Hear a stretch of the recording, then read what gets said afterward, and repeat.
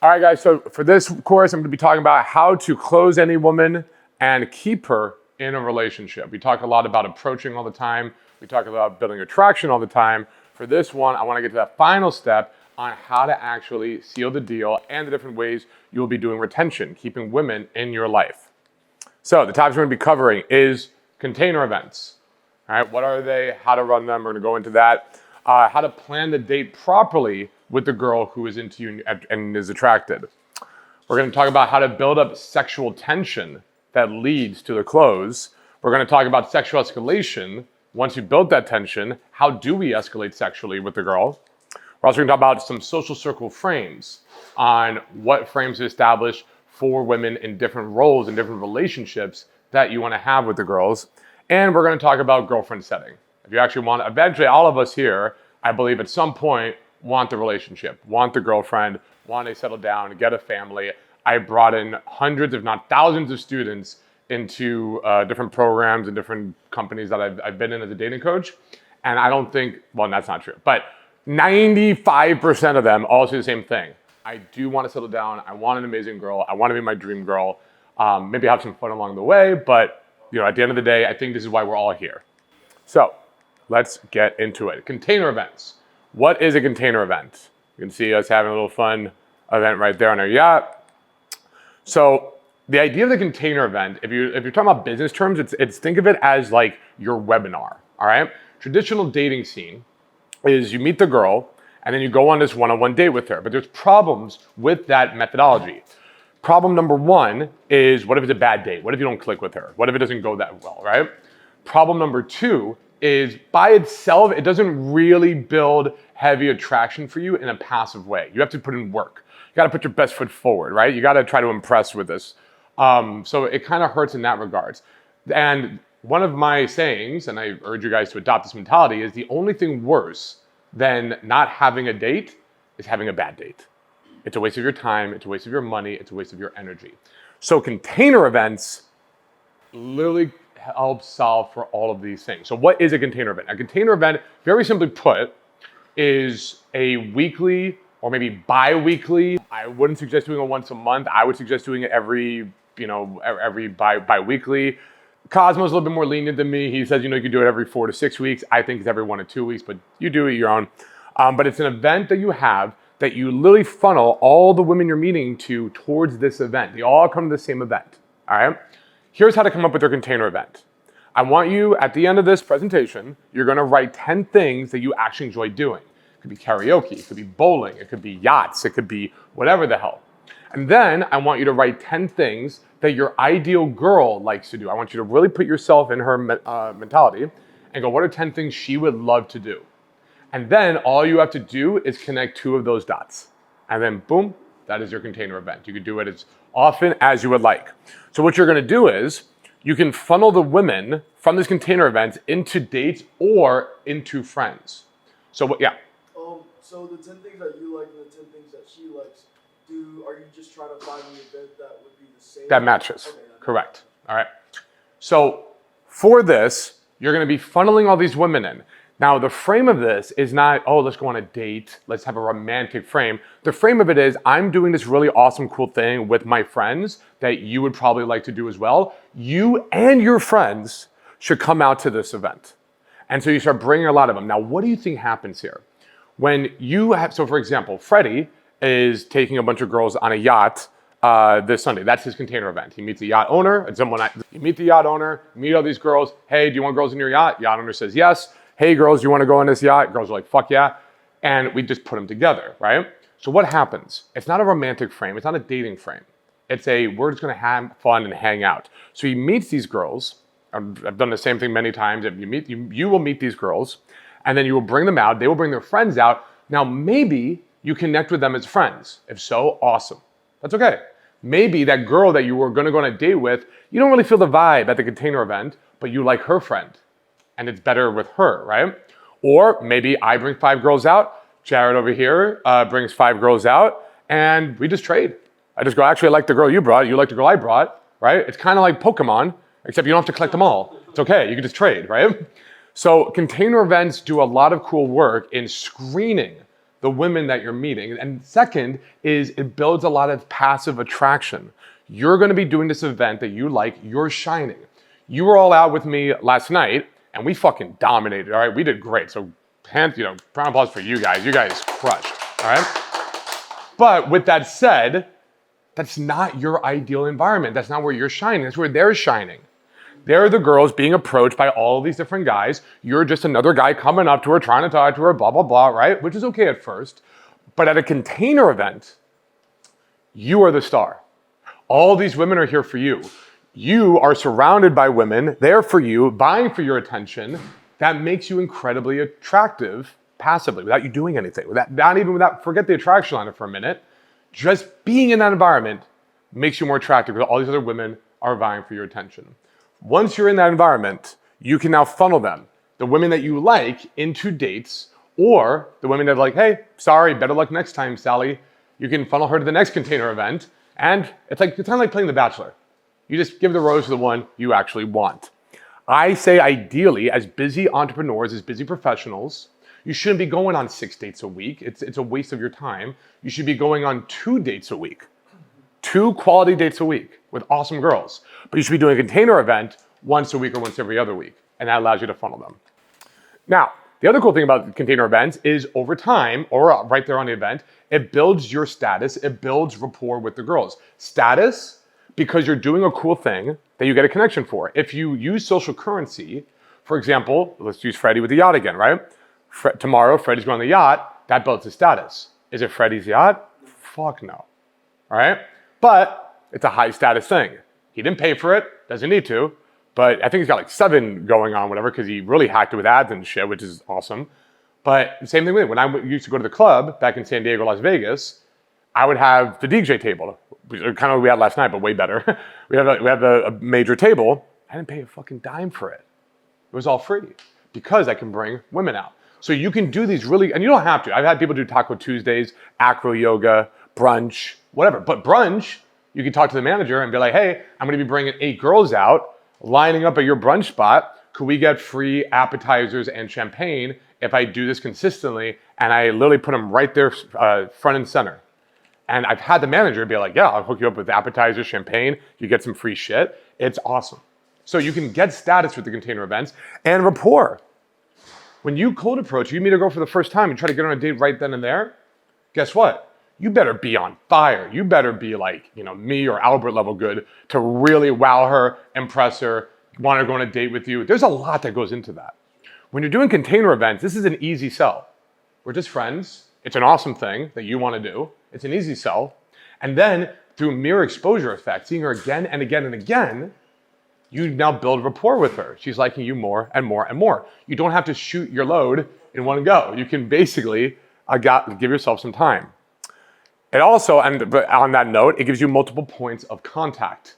So maybe the first time you meet the girl, just comfort, just chill, just friendly. Second time, the container event, now it's playful, we're having some fun, think there's some attraction. Third time, you know what? Now we're getting a little flirty.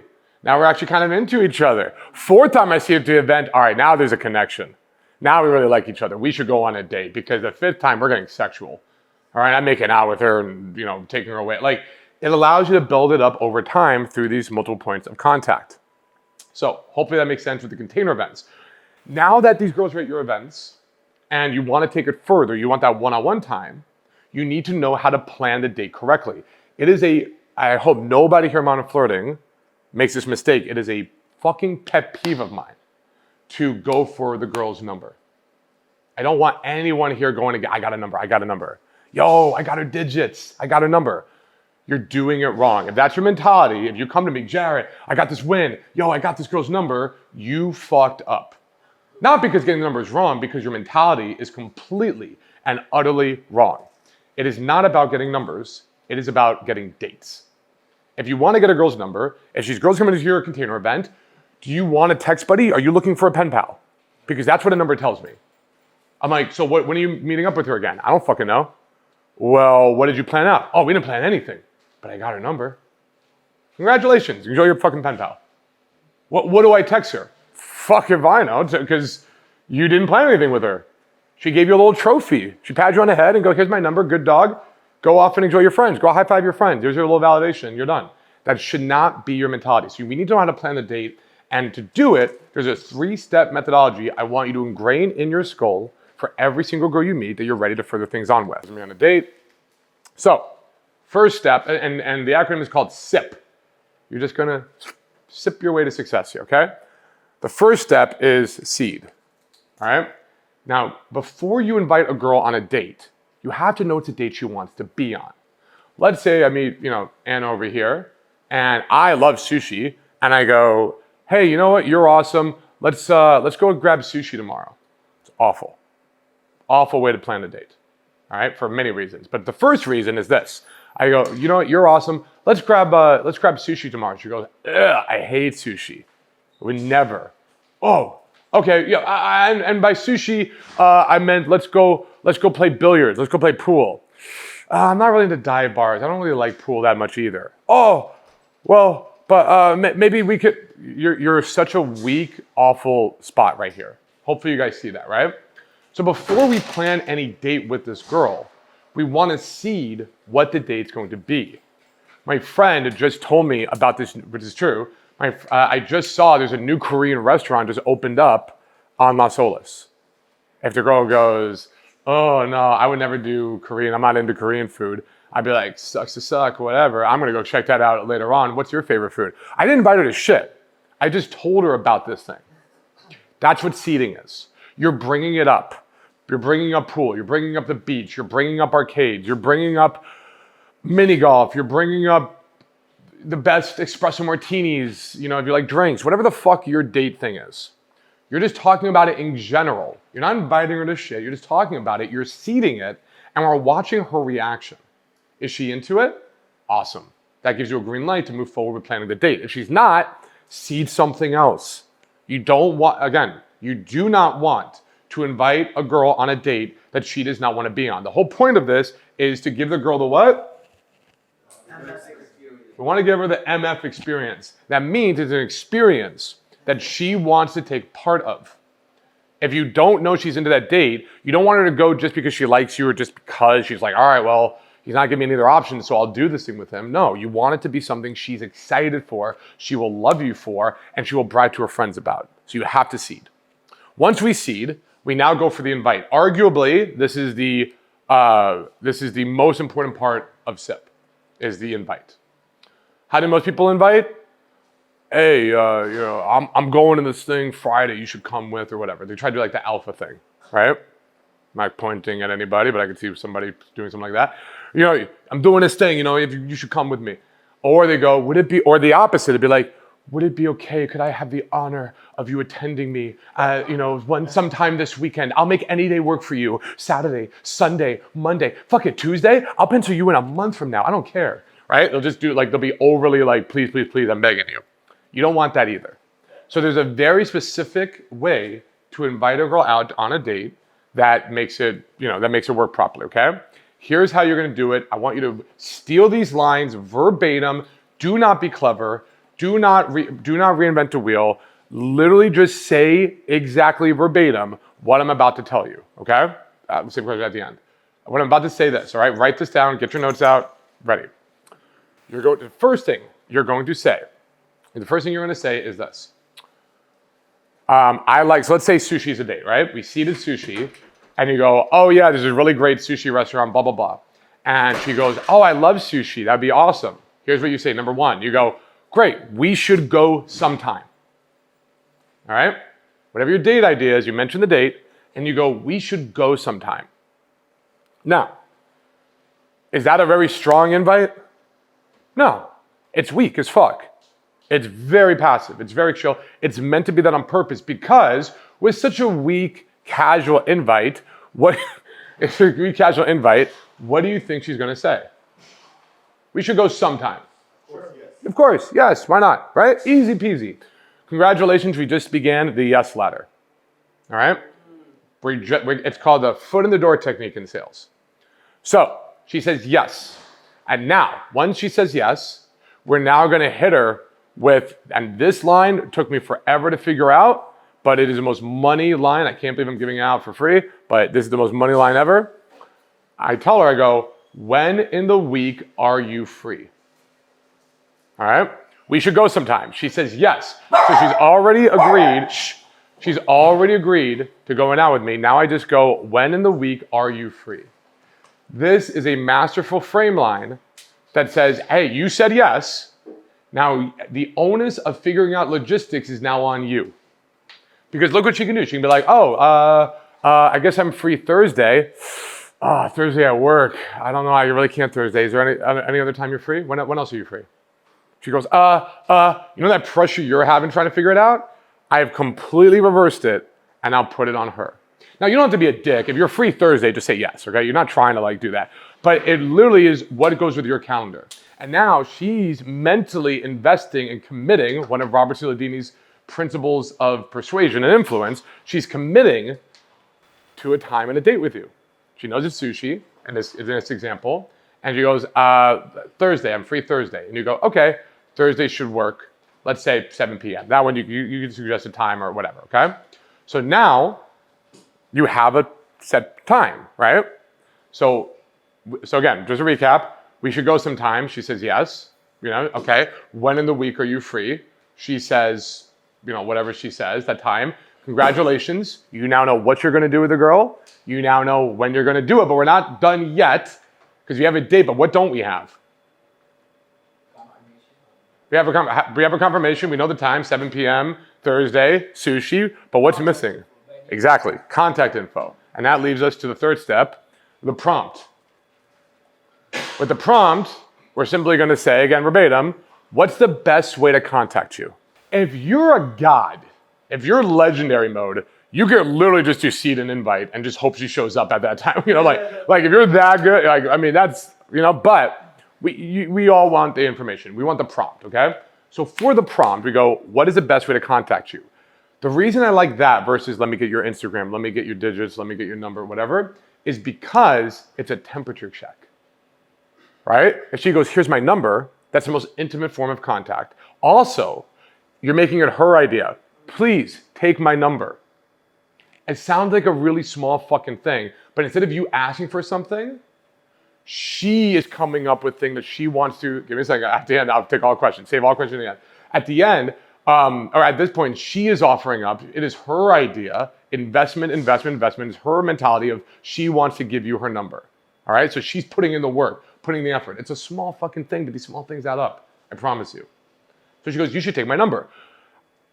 Hopefully she's not, you should take my email. Here's my email, right? That's the weakest form, okay? Sometimes she might say, here's my Instagram, my social media, something like that, and that's okay too, but it's not as good as a phone number. The irony, because it just shows the intimacy. The irony is, for text game, you want her Instagram. You want her Facebook or Snapchat, whatever the fuck. I like Instagram. You want her Instagram because a phone, you have to pull shit out of your ass to text her. With Instagram, you have stories, you have posts, you can send reels, you can send fun stuff that goes with it. It's actually a lot more beneficial. But for personal intimacy of communication, you want the phone number. So I'll go for the phone number I'll be like, what's the best way to contact you? Here, take my number. Okay, I guess I'm taking your number while I'm at it. Why don't you add me on Instagram? Is the last thing I say. You don't add her, all right? When you add her on Instagram, guess what you are? Just another, literally, you're just a follower. You're just another follower. It's not special. When she follows you, look at, especially when they're like influencers and shit, they're models, look at their Instagram. It's like 45,000 followers. Following, 300. You want to be there. She follows you, and then only then do you follow her back for the Instagram, okay? Seed, invite, prompt. At the end. Write all the questions down, I'll get you on the end. Seed, invite, prompt. That is how you plan dates. None of you should be bragging to me, I got her Instagram tonight. Yo, I got her number. Yo, I got whatever. All I want to hear from you is, yo, I got a date planned. Yo, I got a date planned. I got a date planned. And it makes your texting a million times easier too, because now, guess what you're texting her about? You have to text her about the fucking date that you have planned. Versus I got her number, I'm like, how do I move this forward? How do I get, because look, here's the thing.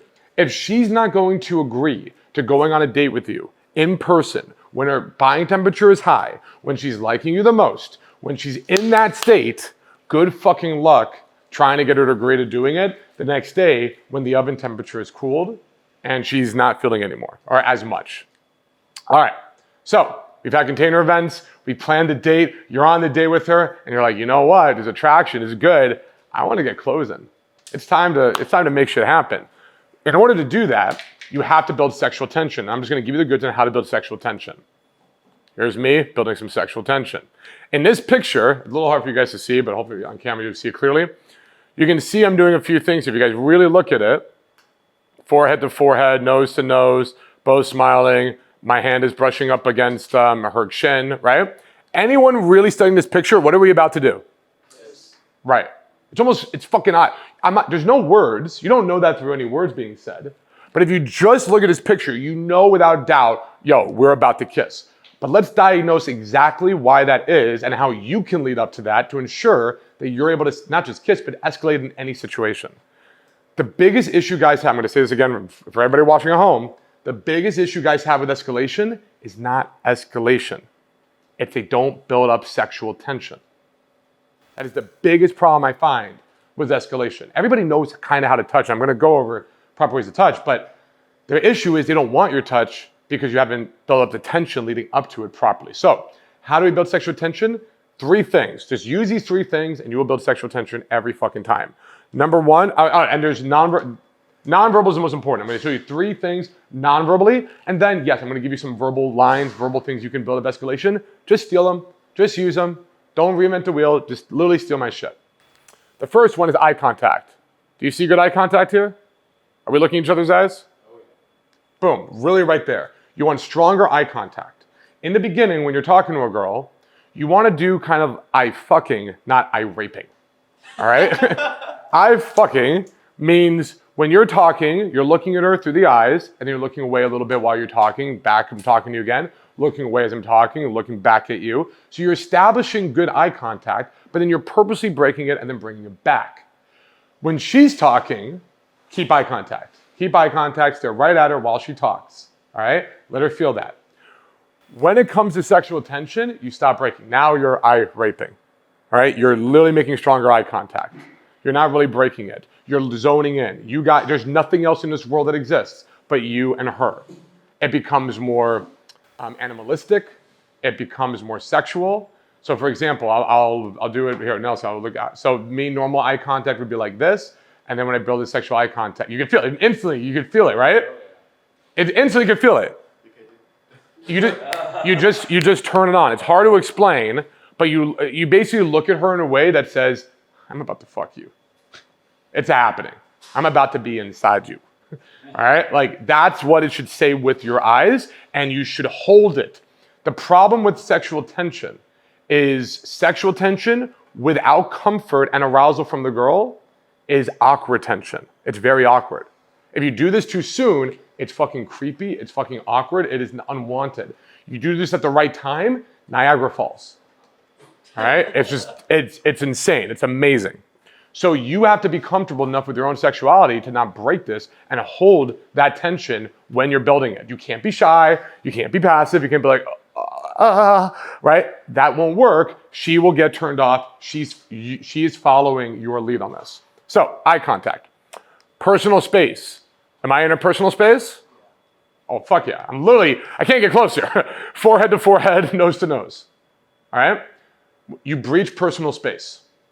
Again, without comfort and attraction, this would be fucking awkward. If I just went up to a girl, this was a girl, and I went, hello, I'm gonna talk to you like this and get into personal space, it's creepy, it's weird. But when it's time to build the sexual tension, you purposely are going to get closer and closer to her and breach that personal space. And then finally, lingering touch. Now, normally, when you're meeting the girl early on, building attraction, it's there, it's gone, it's there, it's gone. Maybe a little rub, done, little side hug, over, right? If you were seeing me last night, I was touching everybody, touchy-feely with everybody, guys, the girls. I winged you at one point, a girl, I'm like, hey, let's go, arm in arm, hand in hand, everybody. When it comes to sexual tension, it's not going away anymore. That's staying there. My arm stays around her, stays around the waist, arm in arm. I'm brushing up and down her back, her arm. You're allowing your touch to linger all over the place. Again, strong eye contact, personal space, lingering touch. You put these two together, she will feel that sexual tension. And that's literally what's going on here. I'm lingering, touching, I'm breaching your personal space, I'm making strong eye contact. The sexual tension is being built all non-verbally. You have to be comfortable enough to not break this though. That's gonna be on you guys. There are verbal ways to build sexual tension. I'm gonna say this once though, I'm gonna say this to be very clear. The verbal is never as strong or even necessary when you dominate the nonverbals. It's all about the nonverbals. You have like it's like 90% nonverbal and maybe 10% verbal. It really is not even the same ballpark. With that said, some verbal ways. Here's some verbal lines you can steal in order to slightly make a little bit more sexual tension.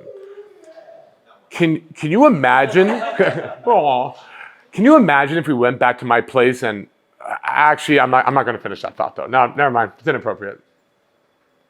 Can you imagine if we went back to my place and actually no, I'm at the end you fake shy. No, I'm not going to say that actually. Never mind. She goes, what? What can I imagine? No, it's all right. You'll see when you see. We'll see if we get there. All right? Here's the beauty of this line, and you can use this pattern and theme with anything, is anything you say to build up sexual tension is never going to be as powerful as the girl's own imagination. Leave it to her imagination, because she knows what turns herself on. Can we went back to your place and she goes, and what? I want something. I don't know what the fuck you want or what you're comfortable with or what you're cool with or what you're kinky with or whatever, but she knows. Let her fill in the dots. Let her fill in the blank. Allow her to turn herself on. She'll be like, what are we gonna do? Are you thinking of exactly what you're thinking about? That. I don't know what the fuck it is, but that. All right, let her own imagination do the heavy lifting. Another thing you can say here is, my friends say I'm a flirt, but I can't imagine why, and then you just start escalating on her. I don't get why I'm a flirt. You start playing with her head, playing with her hair, you put your arm wrapped around her, you start playing, massaging her hand. My friends say I'm a flirt. I don't think I'm a flirt. Do you think I'm a flirt? You start brushing her hair. Do you think I'm a flirt? I don't think I'm a flirt. Whispering in her ear, talking out like around her neck, having her sit on your lap. Can you imagine? My friend is so weird. They think I'm this big flirt, but I'm harmless. I would never do that. So again, this is something I taught you guys yesterday with the whole nonverbals with spacing. There is something deadly powerful when your nonverbals are a direct opposite with your verbals. You get away with murder. When your verbals are showing a lot of interest and your nonverbals are showing interest, you get away with so much more escalation nonverbals. And vice versa. You can mix and match it. So you're saying, I hate you. God, you're the worst, as you're escalating on her and hugging on her. It cancels out. All right, we see this all the time. Back in the day, we had something called false time constraints, right? I'm sitting down and joining her while my nonverbals are saying, I'm joining you, but my verbals are being like, hey, I've got to get back to my friends. I only have a minute, I can't stay. There's no way I can join you right now as I sit down and join, right? There's a really cool power that happens when your nonverbals and verbals are at odds. Another line here is, listen, we have to be good no matter how much we want to be bad right now. This is something, that classic scene where you're sitting next to the girl, you're whispering in her ear, you're like, what the fuck is he whispering in her ear? This suave motherfucker. I want one of those sexy ass lines that you just whisper in a girl's ear that get her going. This is the line you whisper in her ear. Listen, we have to be good right now no matter how much we want to be bad, okay? I'm counting. She goes, all right, no, I can be good. I'm like, all right, no, we have to be good. All right, this is one of those things you can just whisper in her ear and help with the escalation, or with this tension building. But again, 10% versus the 90%. The nonverbal is the key thing here. So, you built up sexual tension. Niagara Falls. She's ready for it, right? She's ready. Now we have to escalate on this girl in order to close, obviously. So, how do we escalate? Oh, she's so pretty. So, how do we escalate? It starts at the beginning. People think, if you look at my attraction ladder, there is no rung for escalation, right? Isn't that weird? Other than just kiss, there's one piece of it, but there's no actual rung for escalation. There's sexual tension rung on the ladder, but there's no sexual escalation rung because it's not a fucking rung. That's like saying words. This is the words part of the ladder. Like, it's something you're doing at the beginning always, all right? Congratulations, every single one of you now is part Italian. You talk with your hands, you're just touching everybody. You're that touchy-feely guy. You need to be asking whether it's a handshake, a second hand on her elbow, upper back pat, back rub, anything. Touch her friends, your wing, her guy friend, it doesn't matter. She needs to quickly and early see you as a touchy-feely guy, because if you're not, here's what's gonna happen. You're gonna talk to her, it's gonna be fun, you're gonna have a fun vibe, playful, maybe even flirty, all this shit, and then you're gonna touch her all of a sudden out of nowhere after 20 minutes, and it's gonna be awkward. Or at the very best, it's gonna be a big deal.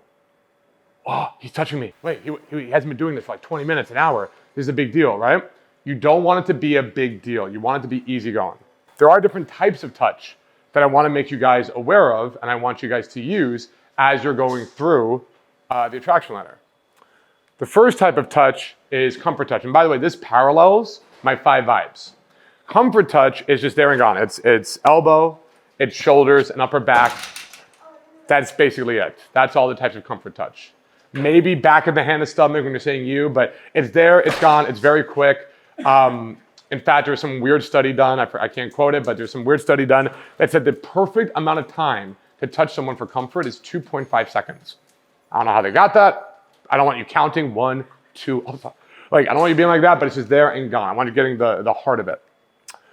Now, this one I had to develop on my own. I don't even think I showed Albert this one. This is called learning touch. So back when Albert and I and Albert, for those who are watching, is a coach here at Modern Flirting, when we were learning this and coming up with this back in the day, we really weren't given much of an instruction manual. There was pretty much nothing out there, right? But one of the things that was supposedly understood was your touch had to be a reward, right? If a girl's doing good, you touch. If she's doing bad, you remove your touch, okay?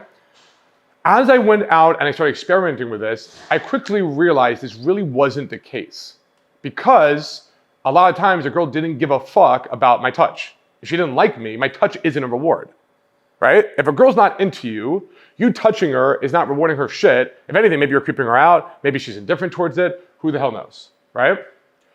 I understood I had to get her comfortable with my touch early on, but then I had to develop this idea that I had to condition her and I had to have her learn, which I call learning touch, that my touch equals good, right? So how do you think we do that? How do I get her to learn and understand that my touch is something she not just is good, it's something she wants, it's something that she craves?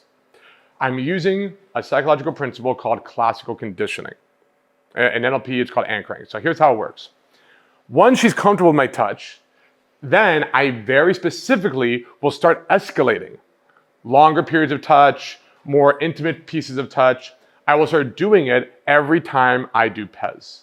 Every time she laughs, every time she gets excited, every time she's very happy, got that big goofy smile on her face, hug, side hug, touching her arm, whatever the case might be. Because now what's happening is she starts associating strong positive emotion with my touch. You guys see that? Yep. Before, it doesn't mean anything. Touch is just random, right?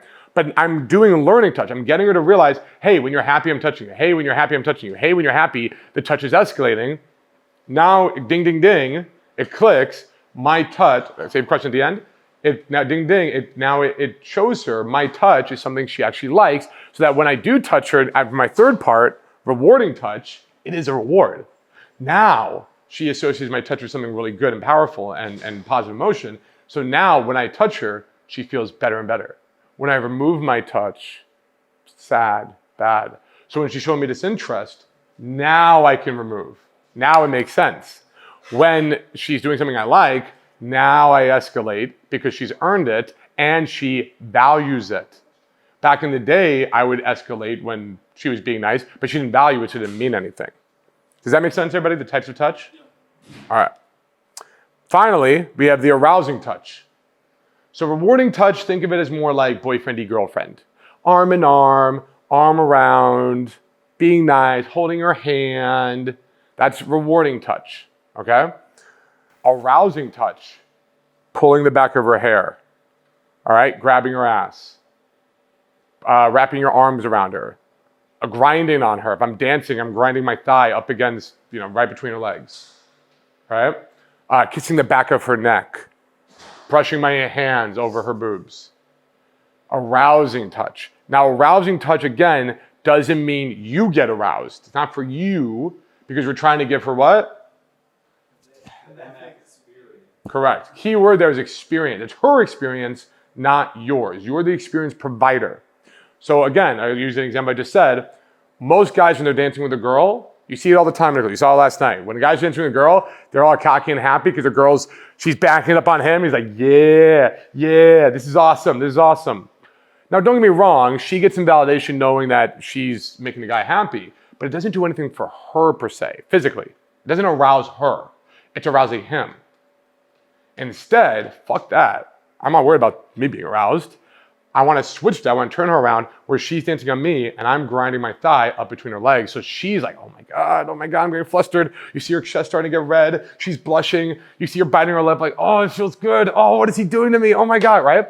That's what you want. You are the provider of the experience. You are getting her aroused. You're not this, like most guys, a shark who smells blood in the water, just like, raw boobs. I want to get something for myself. Like, no. So that's arousing. How do I use my touch to get her aroused? Not how do I use my touch to get myself off. That's how I want you to flip it in your head. Now, sexual escalation continued here. Yay, we're escalating, no more tension. So, the kiss. This is a rung on my ladder. How do we set up the kiss properly? Just steal this verbatim. Stop trying to be clever. Stop using, I swear to God, I give away the goods sometimes and guys are like, I have this new idea of, just do this. Number one, the face check. This is the easiest, most obvious way where you will get the kiss. All you have to do is breach personal space and get your face close to hers, close enough where if it was a guy, it would feel really gay. All right? Where you're looking at her and then you can feel that tension. You feel the sexual tension. If you can hold your face and she's not backing away, if she's holding her face close to yours like this for 5 seconds, and yes, you can count 5, 4, 3. Just hold it for 5 seconds. Just kiss her. You actually don't even need a line. You don't need to say shit. You could be talking about banana bread. It doesn't matter, whatever the hell. But if you can hold your face close to her, about this close, for 5 seconds, she's ready to be kissed. There is one thing on the dance floor where I can't say this about almost anything else. I have 100% success rate. Not once in my 16 years of doing this and teaching this have I ever been rejected with this move. Not once. I have 100% success rate. When you're dancing with a girl and you put your forehead down and she dances by putting her forehead against your forehead, you can kiss her. It's done. It's over. You win. That is a forehead check. If you can dance forehead to forehead, she's ready to be kissed. If you're dancing nose to nose, slap yourself because she's begging for that. But she's like, why are you not kissing me yet? But I get some of you guys want to use some verbals. You want to use fun phrases. So I'm going to give you one of my favorite kiss routines. It's called the almost kiss routine. The almost kiss routine goes like this. You'd be like, listen, I don't know about you, but I have a lot of self-control. I don't think you can match me when it comes to like keeping ourselves in check. We're obviously really into each other. We're really attracted. But you basically challenge her and say, I doubt you have my level of self-control. And she goes, shut the fuck up. Of course I do. What do you mean? I'd be like, all right. You think you're all cocky? You think you do? Let's test it. Here's how this works. We're gonna get as close as possible to kissing, but you're not allowed to kiss. You're not allowed to kiss me, okay? If you kiss me, you lose. And she goes, please, don't think I can control myself? I'm like, I don't think you got it in you. Let's see, look, I think you're gonna lose for sure, all right? She gets close to you. Her lips, you hold it there for maybe 5-10 seconds. You mime as if you're about to kiss. You open your mouth, close it, you get really close. So it looks like you're right about to kiss. You hold it for 5-10 seconds. Now, knowing what I just taught you before, would this build sexual tension? Yeah. Crazy math. Crazy math. You've justified it. She's holding it. And the genius of this routine is you're building up so much sexual tension. And then, right after about 5-10 seconds, you go and you kiss her. And at that point, she goes, wait, you lose. You're like, I win. I'm like, yep, you win, I lose. And then you take her and you kiss her again. The best part of this game is you will lose every single time. All right? It is the best part of this game. Build up the almost kiss. testing her, challenging her. That's why she gets riled up. She wants to do it. Build massive sexual tension, then go for the kiss. Here's another one. This actually comes from Cosmo. You go, I read on Google that when a Jewish bearded guy kisses a tiny blonde girl, she gets super aroused. There's no way that's true though, right? Now, hopefully you realize you don't say Jewish bearded guy if you're not me. You would say your own thing, whatever. Like, Cosmo would say, Cuban guy or, whatever the hell, right? But this is one of his favorite verbals. I read on Google that when insert qualities of yourself here, Jewish bearded guy kisses a tiny blonde girl, she gets super aroused. There's no way that's true though, right? Again, you don't need to really say shit. You could just do the face check. The nonverbals are infinitely more important, but here's some stuff you can say, all right? Finally, you've kissed her, or you've built sexual tension, you've escalated, you're kissing her. At this point, hopefully you now know you can just keep going, all right? Like, keep her comfortable, keep her aroused, and you're gonna keep building sexual tension and breaking with escalation, then build the tension more and break with escalation, all the way to the bedroom. You're gonna keep riding these waves. At some point though, the girl will get anxiety with the escalation. Maybe it's in bed, maybe it's when you start taking pants off, whatever the point might be, she's going to feel a lot of pressure when it comes to sex with you. I'm gonna explain in two ways to you guys. Who here has experienced approach anxiety? Pretty much pretty much everybody. No, pretty much everybody's experienced approach anxiety, right? So you know what it's like, where you want to do something, you want to approach her, but you're scared shitless. Women don't get approach anxiety as much, but they get sex anxiety. Like that same feeling you have, she's having right now. She wants to. It's so scary. One girl explained it to me in an amazing way. I thought this was like, oh my God, you're a genius. She goes, imagine you take your life savings and you go to Vegas and you put it all on black. And now you're watching the ball spin. You're just watching it go round and round. She goes, that's what it feels like. I'm like, that's what it feels like? That's fucking awful. I don't want that to anybody.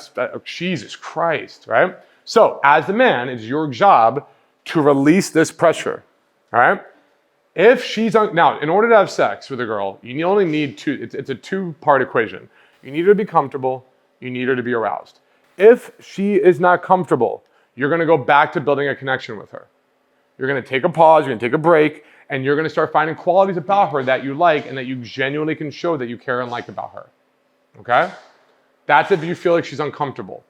If she's comfortable with you, but she's just not in the mood, she's not really aroused, then my favorite thing is NLP dirty talk.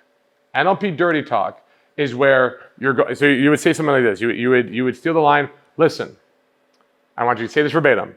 Listen, nothing is going to happen tonight. But if it were to happen, here's how I see it going down. All right, I'm gonna say it again. Listen, nothing is going to happen tonight. And you're whispering this to her. You're cuddling with her. You're whispering to her. Nothing is going to happen tonight. Pause. But if it were to happen, here's exactly how I see it going down. And then you're not going to do what every other guy does. You're not going to do dirty talk in some sense where you're like, oh, I'm going to bend you over. Or I'm going to do, I'm going to give it to you good, girl. Yeah, raw. And da-da. No, you're not going to say that shit, okay? You're gonna talk as if you came out of the pages of a romance novel. There's a whole huge section of romance novels that do amazingly well because women love it. You're gonna be very, very descriptive with your dirty talk, all right? You're gonna say, my hand is gonna be brushing up your thigh. You're gonna be smelling my scent as I get closer and closer to you. My lips start kissing below your neck as my hands start exploring all around your body. Your breathing gets heavier and heavier as my fingers start entering inside you and I start playing with you like a violin. Like you just get more and more, get crazy with it. Get fucking poetic. They will go nuts. You will see her closing her eyes because here's the thing. Consent is everything. And if a girl doesn't want you escalating, you stop fucking escalating. You just stop. But you can talk. Ain't nothing wrong with talking. And you can just keep telling her exactly what you're gonna do. You can read romance novels for this. You can read literotica.com is another great source to like learn some of this stuff. The more descriptive and better you can get telling her exactly what you would do to her in a very descriptive way with senses. What is she smelling? What is she feeling? What is she thinking? What is she feeling? What is she seeing? What is she tasting? The taste of your lips on her, like all these little shit that sounds really like extra, they love it. All right? Men are aroused very visually. Women are aroused auditorily. They want to hear it. All right? So keep that in mind. Because again, her imagination will arouse her more than anything else. For us, we're fucking barbarians. We're just like porn, tits, love it. Right? Women need more. They need to get into they need to be mentally aroused. Also, final notes on this, don't ruin your social circle, your status, your reputation by being pushy and escalating too hard. There's always the next time. If you're doing it the modern flirting way and you're building investment and you're building desire for her and you're giving her the experience, then you don't need to rush this. This is not some like, you guys aren't, I'm not trying to make you guys like these sex addict pickup guys, all right? It's weird, it's creepy, it's awful, and it's not attractive, all right? If she's not down right now, don't think of it as some death sentence, but I gotta close. I gotta fucking go for it. No, you have to give her the experience. Give her the experience. That's what I want to ingrain in your mind. And if the experience for her is better next time, maybe she has a rule. She goes, hey, it's our first date, but you've been amazing. Oh my God, I'm in your bed because you're just a god among men. And I'm so impressed with you. But I have a rule that I would not respect myself if I stepped to go on a first date.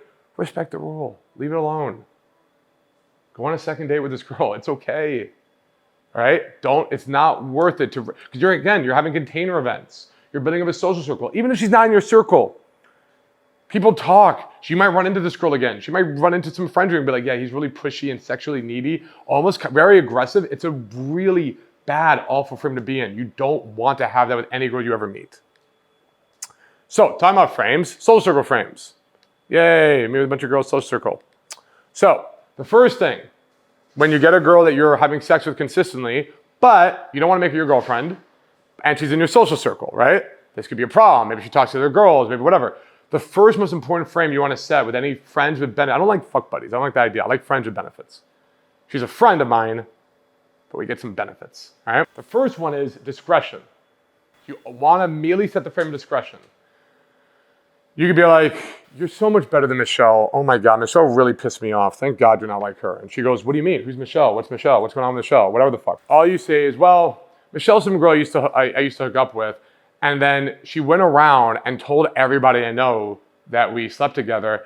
And I just thought that was a really scummy, awful move because I think that's no one's business but our own.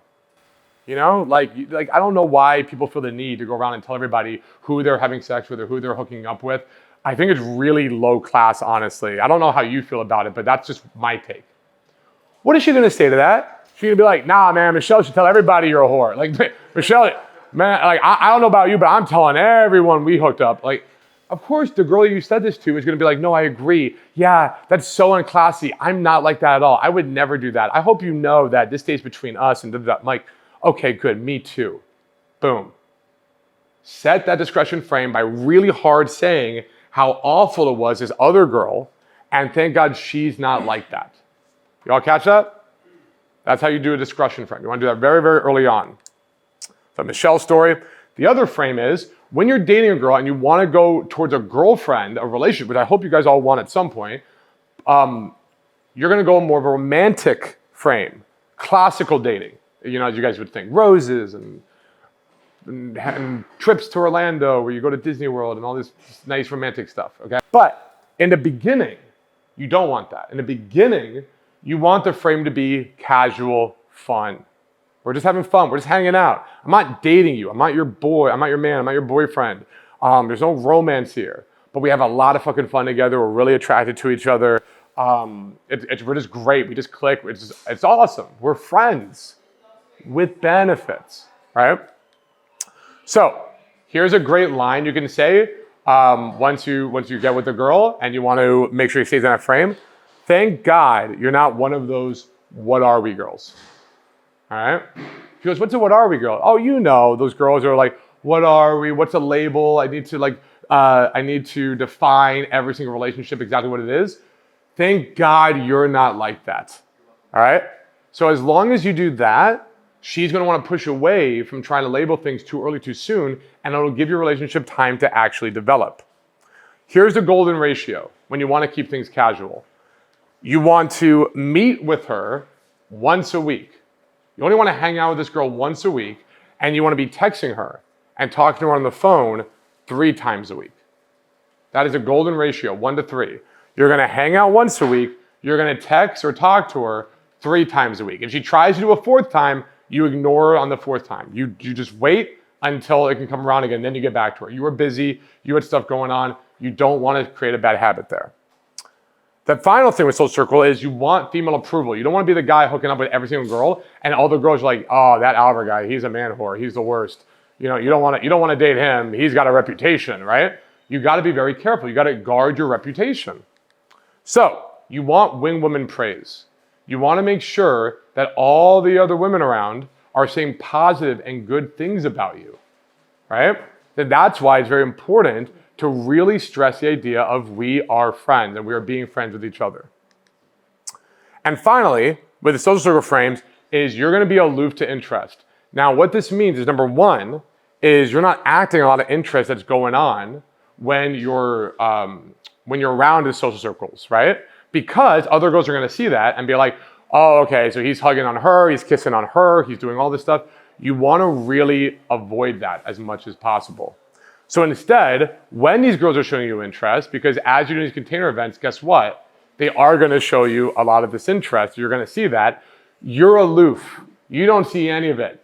Some of your friends would be like, whoa, that Brittany girl's really into you, huh? You and Brittany. I'm like, Brittany, what? No, we're friends. What are you talking about? I want you to play as stupid as possible where you don't notice any of this happening. You don't notice any of these friends are this interest is going on. You are completely in the dark. Now, final thing, let's say you had a casual and you want to make it a girlfriend. All right, you want to amp it up. This girl's passing your test. She's the kind of girl you want. Now, you have to do a few things. Number 1, and most guys, this is where they mess up, honestly. This is probably the biggest thing where guys mess up on when they want a girlfriend. The whole time, who's been leading this interaction when you're meeting these women? Who's the leader? Who's the leader? The guys, right? Us. However, when it comes to setting the girlfriend, when it comes to making that happen, you're not the leader anymore. Now you're taking a backseat. You have to let her lead things emotionally. Let her be the one to suggest, hey, maybe we should be a boyfriend or girlfriend. Let her be the first one to say, I love you. All right? She needs to be the leader emotionally, and you got to follow that lead, because if you do it too soon, now you're the needy. Now you're making her second guess her emotions. You lead the date stuff. You lead things physically. You lead things logistically.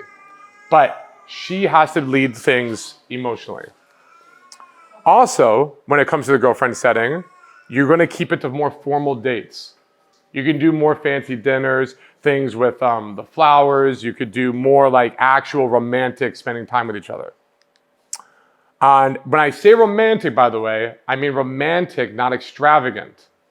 A lot of guys, especially, a lot of you guys are successful in your own rights, and you have means, you have resources, you have money. It doesn't help you to go extravagant and use these means with the women that you start dating. If anything, it could actually hurt you, all right? Because it doesn't give you anything to build up to, all right? You don't need to do 10,000 roses or any of that kind of stuff. You don't need to do any of that. Instead, yeah, see, she gets it. She's upset. But instead, what you want to make sure you're doing is building it up bit by bit, slowly, and that it has a romantic, like a thoughtful gesture, but it doesn't need to be an extravagant thing, all right? So let it build, keep it small at first. And you want the momentum in the communication as well. So in the beginning, you're doing the 1 to 3 ratio, right? In this case, after you have that 1 to 3 ratio and you want to make her a girlfriend, switch it. So now, 3 times a week you're hanging out. At least 3 times a week you're hanging out, but you're talking and texting her every single day. So 1 to 3 becomes 3 to 1. That makes sense? You're hanging out 3 times a week, but now you're texting her every day, you're talking every single day. So for the other one... Save question at the end. Okay. Finally, you're also doing PDA in your circle. Before, you wouldn't be caught dead doing PDA amongst your friends with the girls you're being casual with. All right? You're never gonna see. You'll see Albert all the time, out whatever. You're not seeing him hooking up with these girls in front of other girls that he knows, whatever. It's just not gonna happen.